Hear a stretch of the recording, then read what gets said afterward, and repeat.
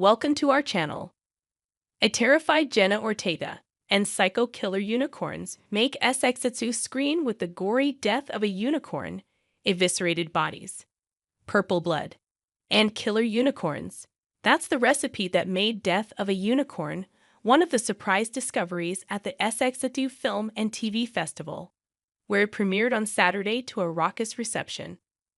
The film follows father and daughter Elliot and Ridley Kintner Paul and Jenna Ortega, who are visiting Elliot's billionaire boss Odell Leopold Richard E at his lavish mansion deep in the Canadian wilderness. To their utter shock and disbelief, they accidentally hit a young unicorn while en route.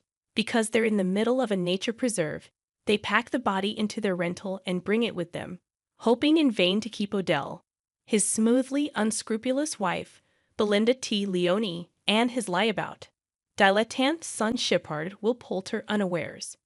Once the Leopolds learn that the unicorn's blood cured Ridley's acne and Elliot's allergies, they start rapaciously harvesting the animal's body for its miracle cure properties, blithely ignoring Ridley's warnings about how unicorns, according to medieval lore, are actually vicious monsters. It's at this point that the unicorn's parents show up and begin vivisecting the Leopold scientists and security staff in pursuit of their child's body.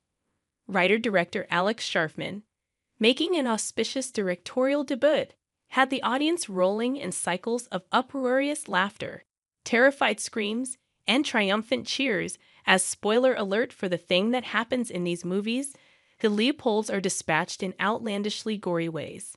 It was so fun, and you guys cheering that was really special, Leone said to the SXSW audience in the queue and following the premiere.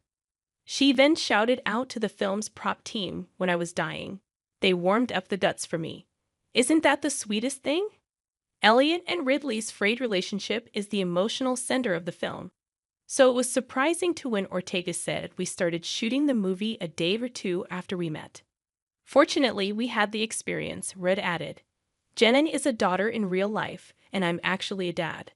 The audience reserved their loudest and longest applause for Anthony Carrigan, who just about steals the movie with his largely wordless performance as the Leopold's long-suffering butler Griff. Lines are great, Carrigan said, but the moments of responding to all of these incredible actors and what they were doing, I just had a ball. Sometimes you don't need to say anything. Grant then followed up with this non sequitur because I'm the oldest person in this room, and there were no moral police in Hungary. The fact that we had group sex on a daily basis, the rest of the cast started to laugh. And then Grant hugged Leone from behind and began to hump her, seemingly as a joke. Leone quickly peeled herself off of Grant while smiling, and Ortega crouched down on the floor. When the moderator asked why, she pivoted the conversation back to Carrigan, saying that she and Rid didn't realize until 2/3 into the movie that he had a Scottish accent as Griff.